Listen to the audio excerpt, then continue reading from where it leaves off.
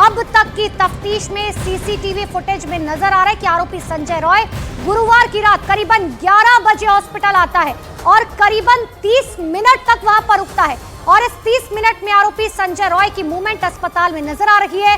इसके बाद वो दोबारा देर रात करीबन 3:45 बजे से 3:50 के बीच आता है।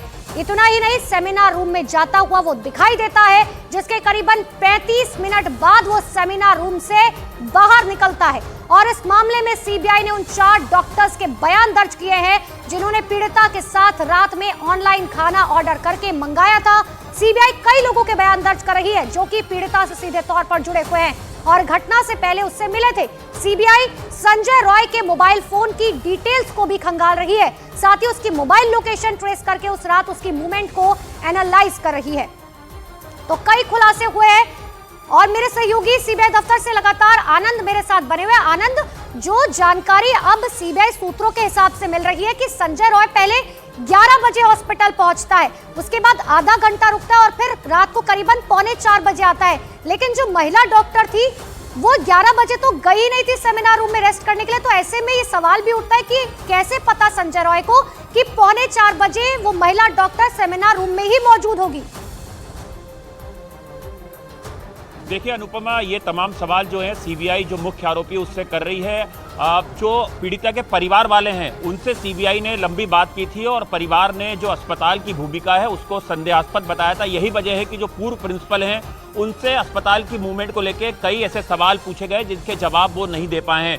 सीबीआई सूत्रों का कहना है कि जरूरत पड़ने पर उनसे फिर से पूछताछ की जा सकती है, लेकिन इस पूरे मामले में जो सीक्वेंस है वो सीबीआई को पूरा मिल चुका है कि किस तरह से आरोपी पहले 11 बजे के आसपास अस्पताल पहुंचता है, वो किसी को वहां पर एडमिट कराता है और उसके बाद वो 30 मिनट रुक के वहां से निकल जाता है और उसके बाद वो देर रात वापस अस्पताल में आता है। वो सेमिनार हॉल में करीबन 30 से 35 मिनट रुकता है। जो पोस्टमार्टम रिपोर्ट है पीड़िता की उसमें भी इस बात का जिक्र है कि 12 बजे जिस तरह से पीड़िता और उसके दोस्तों ने खाना खाया था उसके करीबन 4 घंटे के बाद जो है पीड़िता की मौत हुई है, यानी कि करीबन 4 बजे सुबह से पहले। तो ये तमाम सीक्वेंस को सीबीआई ने जोड़ा है, हासिल किया है और यही वजह है कि जो मुख्य आरोपी है अब तक सीबीआई की जांच केवल उसी पे टिकी हुई है। उसकी जो पृष्ठभूमि है या जो उसका पुराना कंडक्ट है उसको सीबीआई अध्ययन कर रही है। सीबीआई सूत्रों का कहना है कि अगर जरूरत पड़ी तो इसके साइकोलॉजिकल टेस्ट जो हैं आरोपी के वो भी सीबीआई करा सकती है। सीबीआई के पास वो भी ऑप्शन है क्योंकि सीबीआई की एक 25 सदस्यीय टीम जो है उन्हें अलग अलग टास्क दिया गया है और वो इस पूरे मामले की इन्वेस्टिगेशन कर रहे हैं। बिल्कुल आनंद, हॉस्पिटल पहुंचकर वो सीधा सेमिनार रूम जाता है जहां पर वो महिला डॉक्टर आराम कर रही थी, यानी कि पहले से पता था कि महिला डॉक्टर वहां पर मौजूद है। फिलहाल के लिए आप सभी का बहुत बहुत शुक्रिया तमाम जानकारी के लिए, फिर लौटेंगे आपके पास। लेकिन एक और बड़ी खबर आपको बता दें, सीबीआई ने वारदात के वक्त अस्पताल में मौजूद स्टाफ से पूछताछ की है। आरजी कर्ब कॉलेज के 9 कर्मचारियों से सीबीआई ने पूछताछ की जिसमें वार्ड बॉय और नर्स शामिल है। यही नहीं, सीबीआई ने घटना के समय अस्पताल में तैनात गार्ड से भी सवाल जवाब किए हैं और 30 से 35 इंटर्न, कई ट्रेनी डॉक्टर्स के नाम की लिस्ट तैयार की है जिनमें इस मामले की पूछताछ की जाएगी। इसके अलावा अस्पताल के पूर्व प्रिंसिपल से घटना के अगले दिन के बारे में भी सवाल जवाब किए गए हैं। तो कोलकाता में रेप के बाद हत्या के आरोपी संजय रॉय ने पूछताछ के दौरान अपना जुर्म कबूल कर लिया है। CNN न्यूज 18 के हवाले से खबर है कि आरोपी ने कबूलनामे में बताया कि उसने पहले महिला डॉक्टर का गला घोटा था और तब तक गला घोटा जब तक महिला डॉक्टर बेहोशी की हालत में नहीं पहुंच गई। इतना ही नहीं, उसने पूछताछ में यह भी बताया कि उसे पहले से ही पता था कि सेमिनार हॉल में डॉक्टर अकेली थी। तो मृतक डॉक्टर के पिता ने वारदात के वक्त मौजूद स्टाफ की भूमिका पर भी शक जताया है। न्यूज 18 इंडिया से बातचीत के दौरान मृतक डॉक्टर के पिता ने दावा किया कि उनकी बेटी को कॉलेज में कुछ दिक्कतें थी।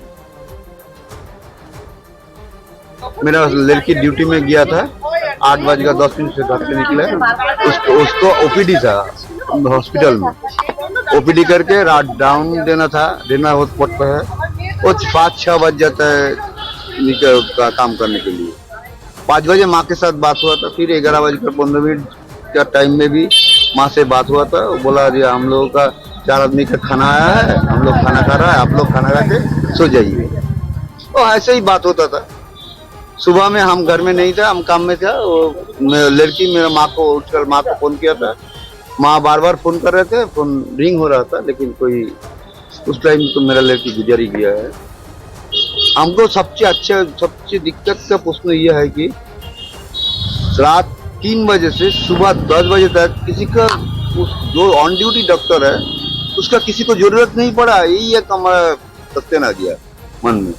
जो रास्ते में जितना आदमी है वो मेरा लड़का लड़की समान है।